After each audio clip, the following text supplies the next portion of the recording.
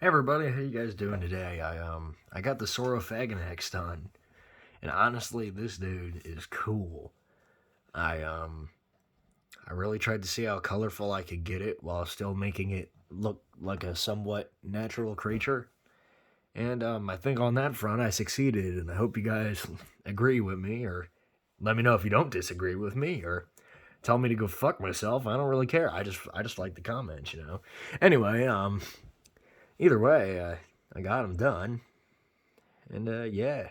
So I got the regular matte clear Mod Podge, and I still got the gloss one. So I figure instead of doing the old super glue trick, which works sometimes and then what doesn't work other times, I figured I would just use the glossy Mod Podge for the for like say the nostril and the eye, make it look wet, and then for like say the ear and the other places and such. Speaking of which, let me look at the ear here for a second. So that ear is completely black, and then let me see this one on the other side. Oh, well, I guess I added the darker color to it when it was still in the Mod Podge drying stage. So I guess it worked on one end and it didn't work on the other. Go figure. But to be honest with you, I could just fix that up. That ain't no biggie. So I guess I'll begin here. My inspirations were pretty much just a handful of lizards. I mean, I did. What was it? It was the basilisk lizard, and then I took some inspiration from iguanas. There was a picture of an iguana that had a very nice pattern on his face, kind of with white creases and darkness around the face scales, and I replicated that there. And then on the teaser video I showed you, like you guys could see, this guy looked a lot different, especially the eyes. I redid the eye because, one, it didn't look all that great, but a part of it still remains. Like, if my camera can focus here. I mean, yeah, you guys could kind of make it out. But honestly, it looks real. I really like how it turned out. Uh, Looks more like a real beast. Um, And then for like say the striping, honestly, like the rest of the coloration on this guy, I just kind of went with it. Like I wasn't really inspired. I was like, yeah, maybe this would look cool. Maybe this would look cool, And I kind of just carried on with it until I got the finished beast here. For example, he got the back I guess what would you call these spines? I guess the back spines on him got a sort of pinkish color to them, and it runs all the way down to the end of the tail, with the skin being sort of this brownish color with these light greens that run through, ending in these darker, beginning with a light color and then ending with a darker to where it runs out. The arms are more in a lighter kind of browns to tans, with the protofeathers on the arms being the same color because, well, the animal don't really need to catch any attention with that. That's what its face is for. I mean, look at this thing's face. Wow. This is probably the best paint job I've ever did on a theropod so far. It's even going for like the bird wyvern Orgogruncara, and even a few different other beasts that I did. For example, if you guys would bear with me for a second here. It'd be funny if I said that and then brought out a bear, but actually, what? I probably could bring out a bear. I mean, I made an Arctodus like a year ago, and I guess I could bring that guy out since for comparison. But I guess the rest of the comparisons I could do could just be for like theropods. All right, so let me see here. Grab a handful or so of theropods I've painted over the years. I guess I could bring out the let me see. I could probably bring out the Alpha Raptor while I'm at it. Yeah, he's a good comparison. Oh shit. Well, stuff got knocked over. That's all right. It's bound to happen. So I guess for one comparison, it would be the here's the Alpha Raptor here that I did not too long ago. So that guy he's decently colorful, but nothing too crazy. And then this was a T-Rex I did a while ago with kind of a similar style, but I wasn't really trying to go for that. It just kind of, this guy was just kind of, this guy was actually done with car paint. He was a little while ago, and he has sort of a similar style with like the proto feathers running down the back and being pretty colorful around the head with the that kind of paint job with the white and black around the face. So it's funny that there's actually quite a few similarities with these two, even though they weren't meant to be similar. And then the same could be said for this Majungasaurus I made a long time ago too. Like I made the Majungasaurus with the the short arms. It was originally like a $1 Carnotaurus, but he got similar facial markings. Got a waddle on his neck. Which kind of does look like a dick and balls thinking about it now.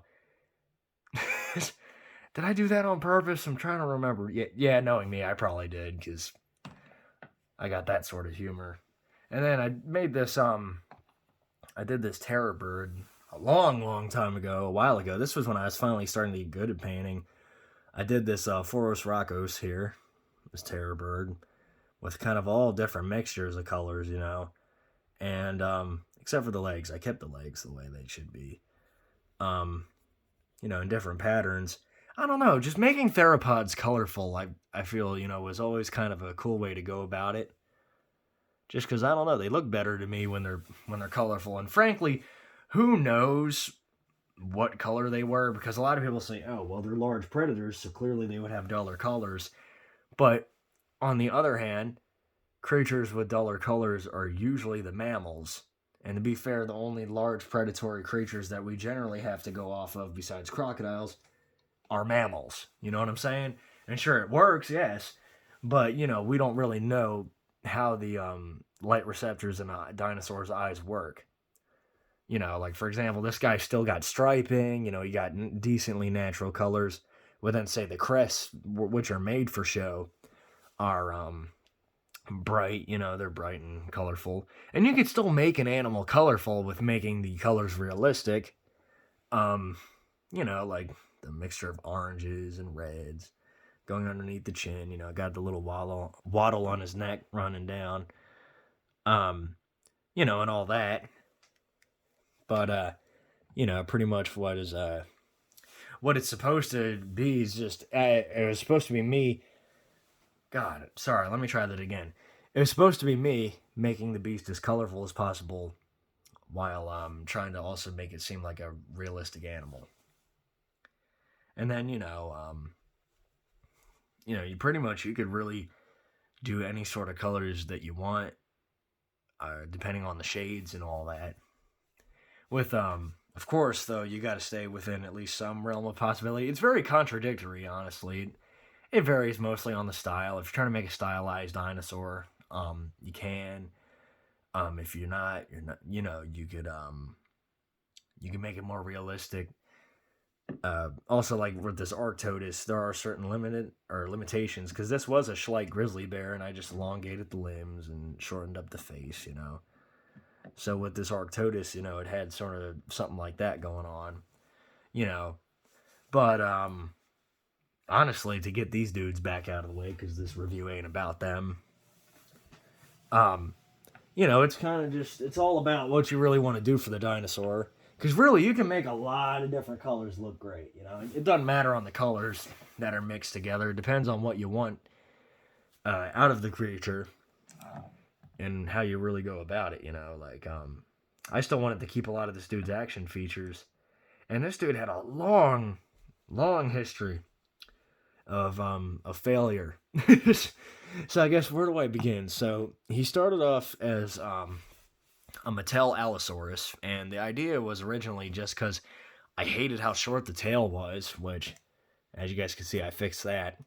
The tail pretty much was like this long compared to the body, I think. And that's just pitifully small for an animal that walks bipedally and not upright. It's kind of funky. So I cut it off, I bent a chopstick, and then built this around the chopstick. Turns out it was too heavy for the rest of the body, so the thing kept falling backwards, because the feet weren't right. So then I cut off the feet and replaced them with these Tyrannosaurus feet, It was an Adventure Force Tyrannosaurus. Which, by the way, I got the feet wrong in the wrong position, so then I had to take them off again, put them on again.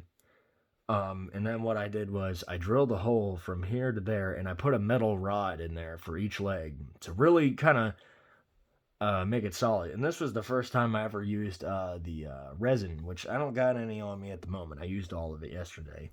But, that stuff's solid. It's like a rock, like if you want your creature to be properly solid, that's how you do it. You get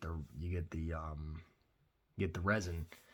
But anyways, back onto this guy, why I chose some of these colors. I just wanted to see how many colors I could put on this thing while with it still looking good, And honestly, I love this thing. I love how it turned out. It's probably the best theropod I've ever made, honestly. And I could stick to that, at least so far. But Saurophaganax, for nobody who knows, is either its own genus or a very large species of Allosaurus. And, well, if you don't know what an Allosaurus is, just look it up. They're pretty famous among dinosaur enthusiasts. It lived around the same exact time as Allosaurus in the Morrison Formation, I think, along with another carnivorous dinosaur, which I actually want to make too, called Torvosaurus, which I have no clue what I'm going to make that out of, but I'll figure it out. Yeah, that, and of course Ceratosaurus, I think it might have encountered. But this dude would have been the biggest creature, or the biggest carnivore out of all of them, at around 34 feet long. And shit, I don't know if I ever figured out how tall they were.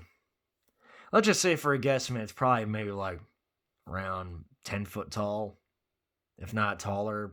Who knows? If a T-Rex is around 15 feet tall and around 40 feet long, and this guy's a little bit smaller than a T-Rex at 34 feet long, and for the sake of argument, let me just say 11 feet tall. Yeah, 11. Sorry, I forgot a lot of this information. But, yeah, this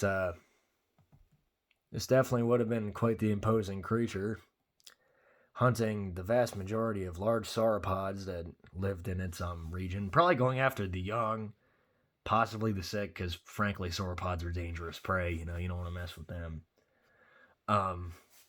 At full strength, or really even if they're sick, you got to be careful. Who knows? They possibly could have hunted in pairs. Maybe they didn't. Who knows? There's a lot of uncertainty about allosauroids in general, so it's kind of hard to tell.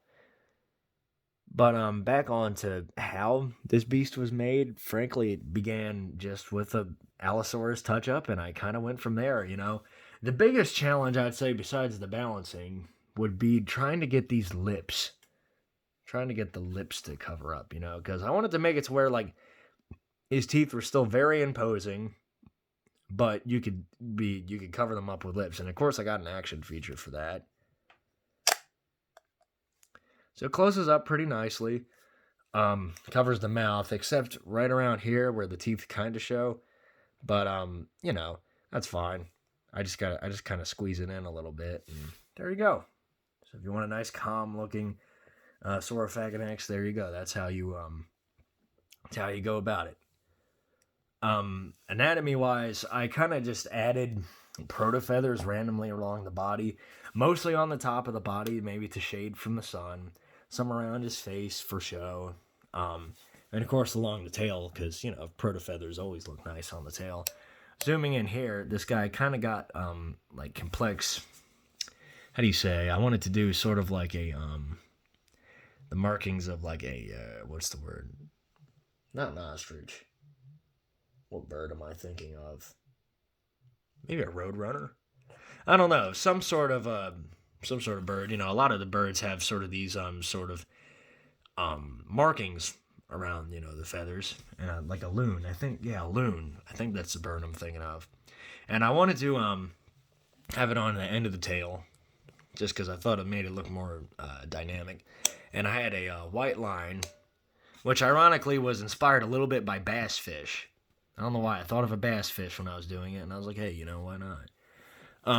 And of course the tail feathers kind of run along a sort of very thin V on each side, with the scoots or spines, I guess you could call them, running throughout the back in varying sizes.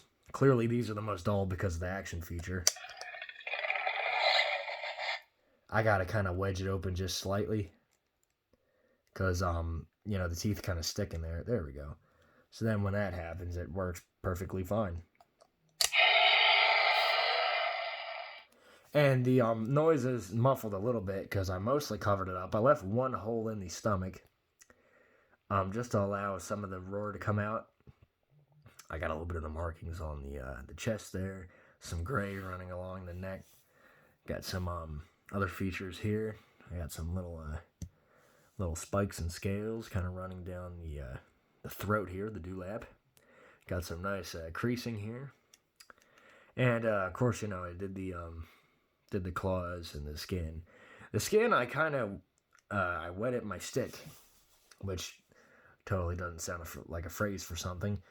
And what I did was I ran it across there in sort of a tic-tac-toe position where I go 1, 2, 3, 1, 2, 3, 1, 2, 3, 1, 2, 3, and I'd repeat it. And that's kind of how I made a lot of the skin texture. And, of course, he got like some of these bigger scars in his body, which are a slightly different color. He got a lot of these. And I was going to gloss him up, but, well, one, I forgot. And two, it actually doesn't look too bad. Hold on a second. But, yeah, honestly, looks like he had something to say. But anyway, honestly, he looks pretty good in my opinion. I can't complain. Honestly, like I said, he's probably the prettiest theropod I've ever made. He got a nice look to him. And, in terms of just dynamics and all that, I think he's great. Articulation wise, his legs move outwards. They can move like that. They can move back and forth. Same with this leg here, move outward, back and forth. The tail can't move. It's essentially just like a rod to balance out the animal, which is what it was like in real life. So, the arms can move outwards. He could, which I'll show you guys a little bit of that. I didn't bother to paint these just because, well, I didn't have the right sandpaper. And two, it ain't like you're going to really be putting out those arms that way, like, ever, unless it's either a joke or, I don't know, maybe like one of those things where, like, maybe it's like a back angle and it looks like he's slicing something. Of speaking which, about the arms, I elongated the arms. I made a slice here and I elongated them, and then I cut off the hands completely and repositioned them to make them more realistic dinosaur wise. I guess because for people who don't know, a dinosaur's arms, which are usually depicted in, let me see if I actually got a good comparison for this here. You know what, I don't, but I guess for the sake of argument, let me use this Red King figure. So see, a dinosaur's arms in media are usually depicted facing downwards, kind of like ours, But in reality, a dinosaur's arms were more kind of faced a little bit downwards to the sides, and then facing slightly inwards, kind of like a clapping motion. And so pretty much when you see that like in the movie, the classical turn down, kind of like that, that's generally inaccurate. And honestly, I don't really care too much, but I figured, hey, I'm giving this dude lips, I'm giving him a longer tail, giving him some proto feathers, might as well fix up his arms, you know what I'm saying? But yeah, that's pretty much it. I probably didn't need as long of a video to get this guy done. But honestly, I just like talking. I like talking to you guys. I like rambling on.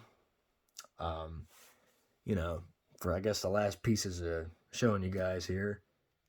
It's kind of awkward because where my camera is. I got some spots down here running off the sides of his thighs, going down to here. I did the dew claw. Yes, I've remembered the dew claw ever since the Alpha Raptor thing. I got the I did speckles on the parts where I didn't write words just to make it camouflage better.